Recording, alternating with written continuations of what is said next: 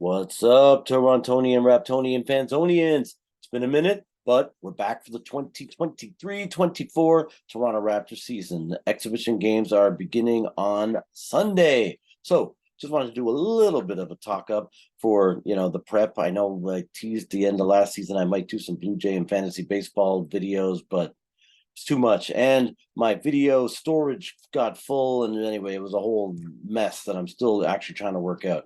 I'm recording this video even in a different method to try and, save. But anyway, TMI, I apologize. Just trying to explain, some of the behind the scenes stuff that has to go on and why I wanted to be here. I wish I was in spirit. I was here, but too much going on. Anyway, so, Toronto Raptors 2023. What have we got going on? We lost Freddie VanVleet since the last time we saw you. It's almost like Masai, again, as I've said, it's got a subscription to this channel because what did I say last year were the problems? Nicky Nine Door Nurse messing up the mix on the court, playing the starters way too often, not putting the right guys in at the right times, giving Fred VanVleet way too much leeway to just do whatever the hell he wants out there with the ball. Fred VanVleet, I'm not trying to diss this guy's talent, but he's a little shorty. He's essentially my height. He when he's on can win the game for us in the end, hitting threes, but when he's off, he can't. And when he's getting stuffed at the rim when we're in crunch time and he's trying to dribble drive because they've figured out that okay, he's going to shoot it deep, we can cover his little arc from his height being out here, and they just kind of stand at the right angle, and then they're able to swat his 3-point attempts from out deep. Then he has to try and dribble past them, and they're stuffing him in the paint. So glad to see Mr. VanVleet gone. Glad to see Mr. Nurse gone. I don't know Darko. Didn't know a ton about him. It seems like he's got some credentials. I mean, it's funny actually because I'm watching some videos from U.S. broadcasters or whatever you call this blogger, podcast guys, saying that oh no, they got rid of Nick Nurse and now they've got a first-time head coach. Nick Nurse was the first-time head coach when we won the damn NBA championship. And truthfully, what I'm liking that I'm hearing is that it's refreshing even with the new staff because Nick Nurse was ultimately already a Raptor. He was Darko on the Raptors before Darko got the head coaching job. He was an assistant guy. And so when he took over, it was really just more of the same of what had been going on, with the previous regime. So now we've actually got a clean slate. So let's play basketball the right way. That's what they're talking about. I wish Masai had sort of chilled out a little bit on the jumping from Pascal Siakam to talk about being selfish because Pascal, let's kiss Pascal's butt, okay? I really am fantasizing that all we're doing is waiting to give him the max contract. That's why we haven't given this guy an extension yet. We're saying, Pascal, you're the man. We discovered you from, the depths of the draft, and you became a most improved. You were a sweet number 2 on our championship run. Now you've taken the helm. I hope that all they're doing is saying, no, let's get an all NBA this year, and then we're going to give you the supermax. So that's exciting. But again, yeah, Masai, stop calling the boy out on the pressers. You know what I'm saying? Making Pascal look like he looked. His body language was horrible when he was up there. Very not the best way to start the season. But we got what? Jakob Poeltl for a full season this year. That's going to be great. We've got his name is escaping me, Mr. German guy. He just won the damn thing. Oh my gosh, what is wrong with me? Anyway, I hope that he comes off the bench, and his name will come to me in a second. I'm fantasizing that we are going to stick Scotty Barnes, which is what I am liking also from Darko, talking about Scotty Barnes coming off the bench. Oh, Schroeder. And Schroeder saying recently that he doesn't mind if he's coming off the bench or he's going to be a starter. So yes, let's stick Dennis Schroeder on the bench for now, for the beginning. I know we just led Germany, but imagine him coming off the bench. This is what my fantasy lineup is going to be. Starters, Scotty Barnes, point guard. Mr. Gary Trent Jr., shooting guard. Mr. OG Anunoby, small forward. Mr. Pascal Siakam as our power forward, and then Jakob Poeltl as our center. Come on, that is a sick starting lineup. I would put those guys up against pretty much anybody out there in the NBA. If Pascal's on and Gary Trent and OG can hit some threes, Scotty can feed them the ball and then do his little garbage and all of his other little stuff that he kind of makes up. They're talking about Pascal being a cutter, talking about Scotty can find Jakob, get him the ball deep, and then Jakob can throw it out like a Marc Gasol or like Jokic, last year in the finals. Feed Pascal as he's cutting, as the secondary guy kind of swings over to cover Jakob as the pass comes in. Oh, it's gonna be so beautiful. And then coming off the bench, we've got Dennis Schroeder, we've got Mr. Dick, we've got Boucher, which is funny. I saw someone somewhere calling him Butcher the other day. Anyway, I love the sort of pseudo Raptor fans that they're watching from the fringes, or they're watching the NBA really, but they don't pay attention and see Raptor games, and then they run a whole commentary on them. That's not the case here. We watch every game. So we got Boucher, we got Precious Achua, and Koloko as our sort of bench mob, if you will. And then if things aren't going right, you slap an Otto Porter Jr. in there. You get a Thad Young coming off the bench. Maybe Malachi Flynn sightings once in a while, although Malachi, it's not looking great for you. Getting Dennis and having them talk about getting Scotty the ball more and having him create, but who knows? Maybe you'll thrive under Darko's. Maybe they rotate you in and we go with our 2-guard lineup that they kind of like once in a while when Schroeder's on the court.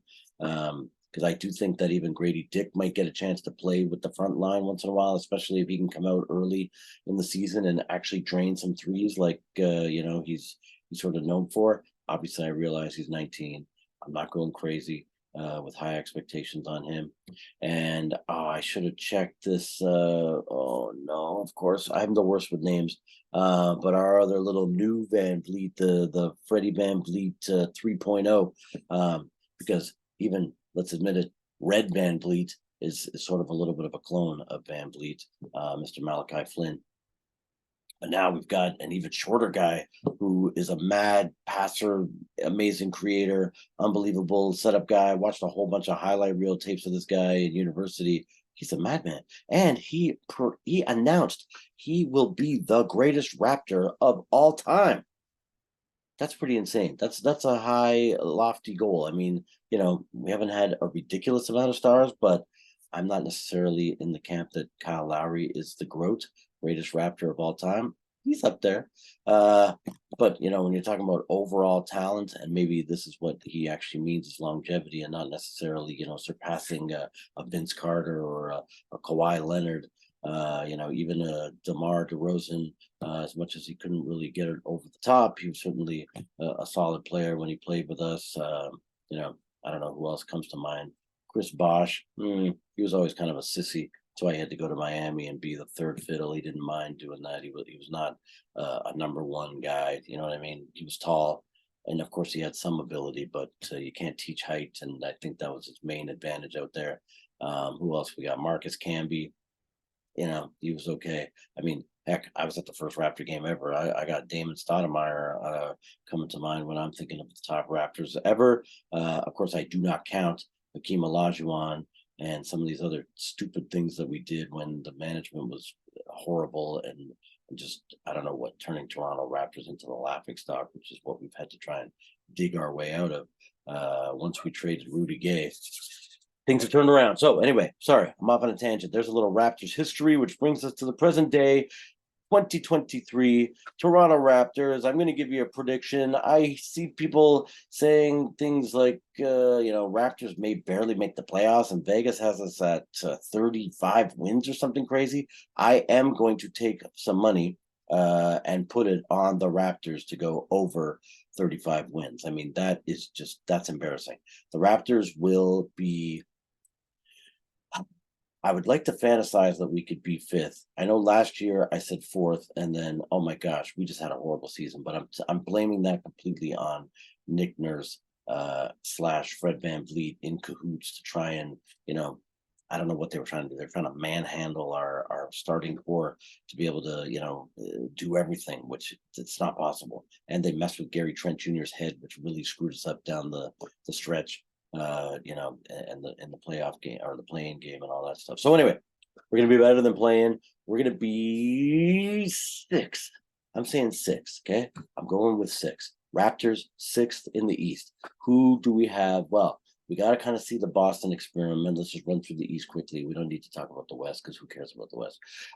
We got Boston Celtics, potentially number one. I mean, I love that, there's a trade by the Bucks to get Damian Lillard, and then they turn around and trade Drew Holiday back, and then Drew Holiday ends up on the Celtics.